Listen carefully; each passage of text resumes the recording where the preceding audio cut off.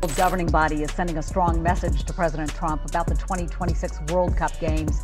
The vice president of FIFA reacted to the president's claim that he can move matches out of U.S. cities that he considers dangerous.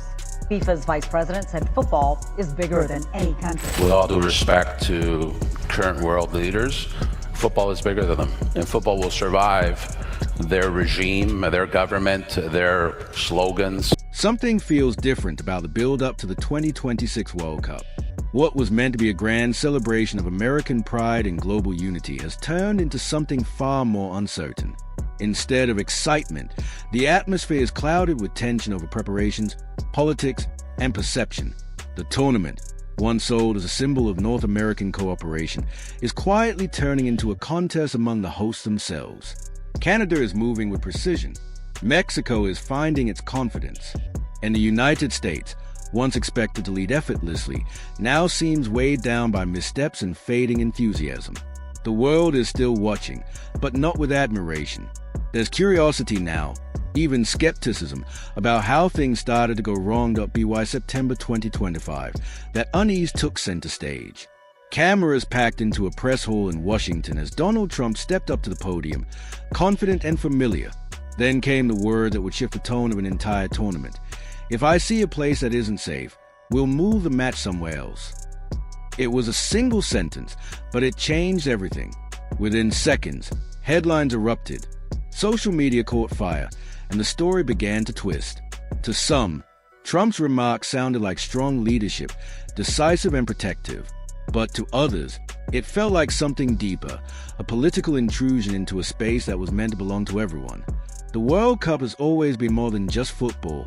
Beneath the goals, chants, and flags lies a massive network of contracts, sponsors, and livelihoods.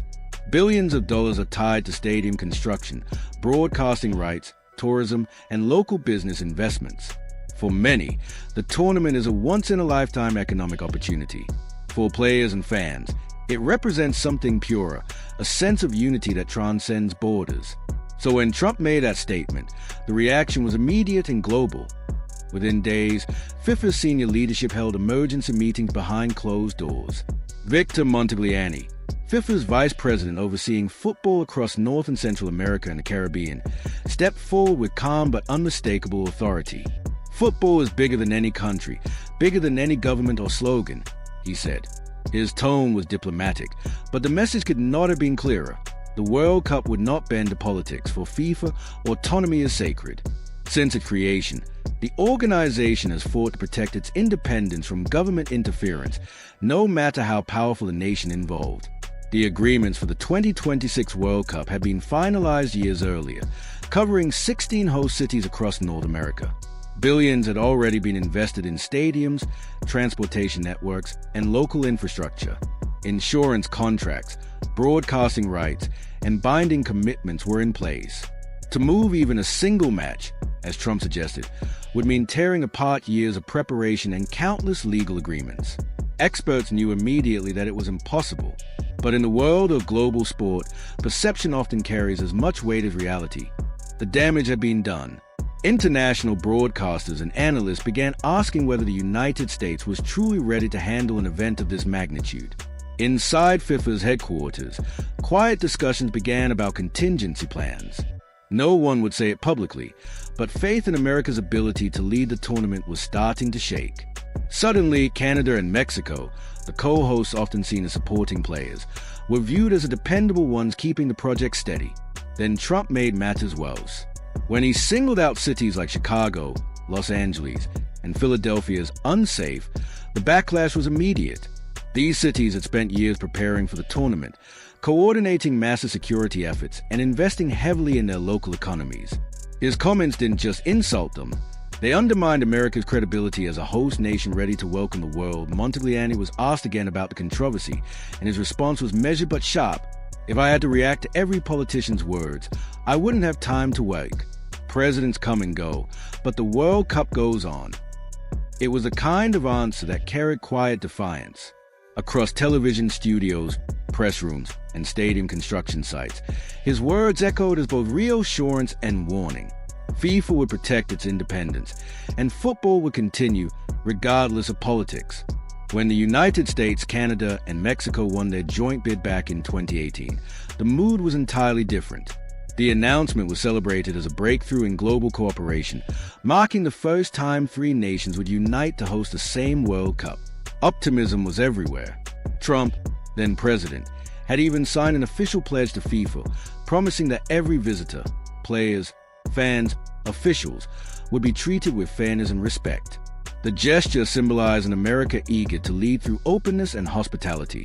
With its advanced stadiums, infrastructure, and experience hosting major events, the United States seemed like the perfect centerpiece for the 2026 World Cup. But 7 years later, that vision began to unravel. The same figure who once represented unity was now at the center of division.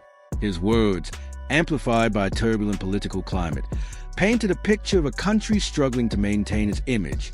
International outlets from London to Doha began highlighting another side of America. Reports of more than 500 mass shootings in a single year, widespread protests, and a rising sense of instability. The nation once seen as a symbol of safety and organization was now viewed as restless and unpredictable. FIFA's unease wasn't only about politics. Practical concerns were mounting too. The United States' notoriously strict visa policies had become a major issue. Fans and journalists across the world complained of lengthy interviews, financial scrutiny, and months-long waits. In comparison, access to previous World Cups in Russia and Qatar had been surprisingly simple, often just a ticket and a passport. In Russia, you need a ticket and a passport. In America, you need a miracle, one journalist quipped. The line went viral because it captured what so many fans were feeling, that the country hosting the world's biggest sporting event was making it too hard for the world to join in. The World Cup thrives on open borders, shared cultures, and the energy of millions moving together for a single purpose. It's meant to break barriers, not build them. When the host country complicates that experience, the magic begins to fade. Trump's remarks about unsafe American cities only deepened the cracks. What he saw as a show of strength came across as instability to the rest of the world. For FIFA, the question was no longer about whether American venues were secure. It was about whether the United States could still represent the spirit of the World Cup, the openness, joy, and unity that define it. Each host nation carries a message through the way it welcomes the world. Canada is projecting quiet professionalism, Mexico is radiating passion and pride, and the United States, once expected to lead through confidence, now appears uncertain of itself. The irony is that no country has more to gain or lose than America. The 2026 World Cup could have been a defining showcase of its resilience, its creativity, and its role as a global hub for sport and culture. Instead, it has become a reflection of deeper questions about identity, leadership, and perception. For many, the tournament is no longer just about football. It's about what the world now sees when it looks at the United States. As the countdown to kickoff continues, the sense of unease lingers. Stadiums are nearly complete, sponsorships are locked in, and teams are preparing. But the narrative has shifted. The world is watching North America, not just for the matches, but for the meaning behind them. The World Cup was meant to unite a continent. Whether it still may depend less on the players on the field and more on the people and politics of it. Trust, inclusion, and celebration. These have always been the pillars of the World Cup. Beyond athletic performance, the tournament reflects the character and confidence of its hosts. In 2018, the United States was viewed as reliable, organized, and globally respected. By 2025, that image was beginning to fade. Trust in American leadership was slipping, and FIFA quietly began strengthening coordination with Canada and Mexico. Both neighboring nations were moving steadily ahead. Construction projects in Toronto, Vancouver, Monterrey, and Guadalajara were progressing faster than expected, and their government projected calm, efficiency, and unity. Sponsors and global investors took note of this shift. Gradually, parts of their funding and marketing attention began to redirect toward Canadian and Mexican venues. For major corporations, the reasoning was simple: fewer risks, smoother logistics, stronger returns. While the United States found itself bogged down in political debate and controversy, its co-hosts appeared composed and determined. Their messaging was confident, their operations precise, and their reputations grew stronger with each passing month. What had once been promoted as a shared North American celebration was turning into a quiet test of America's reliability. For For many fans, the transformation was disheartening. The World Cup has always stood as a moment when nations set aside their differences to unite under one passion. Now that sense of unity seemed fragile. A country once known for confidence and leadership appeared distracted by its internal struggles and public divisions. Tensions deepened when former U.S. President Donald Trump reignited the controversy during a press appearance at the White House alongside Argentina's President Javier Milei. In response to a question about security in Boston, Trump claimed parts of the city had been taken over by unrest and suggested World Cup matches that could be moved. Gillette Stadium, scheduled to host several matches, suddenly found its future uncertain. Although Trump held no formal authority over FIFA's operations, his influence was undeniable. By hinting that he could pressure FIFA President Gianni Infantino to relocate games, Trump inserted himself into an international event where politics and sport have always had an uneasy relationship. When reporters asked whether he planned to coordinate with Boston's mayor, Michelle Wu, Trump's tone hardened.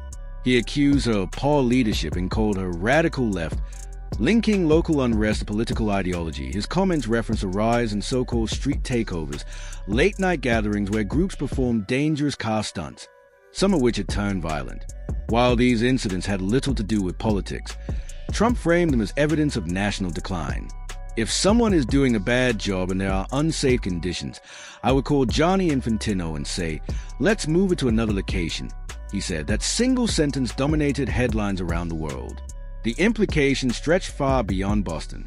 Soon after, Trump mentioned Los Angeles, warning that even the city preparing to host the 2028 Olympics could lose its World Cup matches if he deemed it unsafe. The suggestion rattled both FIFA and the International Olympic Committee, raising new concerns about how deeply U.S. politics might interfere with international sports within days. Trump expanded his criticism to Seattle and San Francisco, calling their leadership radical left lunatics and accusing them of being unable to maintain order. 6 World Cup matches are scheduled for Seattle's Lumen Field, and another 6 for Levi's Stadium in Santa Clara. His remarks sent a wave of anxiety through local organizing committees that had spent years planning logistics, sponsorships, and fan experiences. Trump also cited his use of the National Guard in Washington, D.C., claiming it had eliminated crime in the capital. He promised similar measures nationwide and insisted that by the time the World Cup began, every venue would be safe, even if that meant relocating matches. "If I think it isn't safe, we'll move it to a different city," he declared. "We won't allow any place that could be even a little bit dangerous."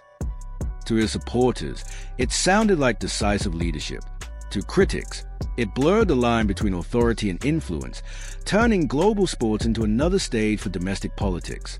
His attempt to connect national security with the World Cup's readiness reflected a blend of pride and control that left FIFA officials uneasy. Vice President Victor Montagliani, overseeing FIFA operations across North and Central America, responded carefully but firmly.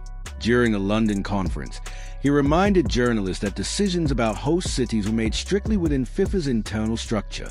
"Football stands above political shifts," he said, "and it will continue long after any administration has passed." The statement was diplomatic but unmistakable, defense of the sport's independence and a quiet warning against interference. Despite the noise, FIFA's official updates remained optimistic. Preparations across all 16 host cities in the United States, Canada, and Mexico were on schedule. Reports confirmed that stadiums, transportation, and security operations were advancing without major setbacks.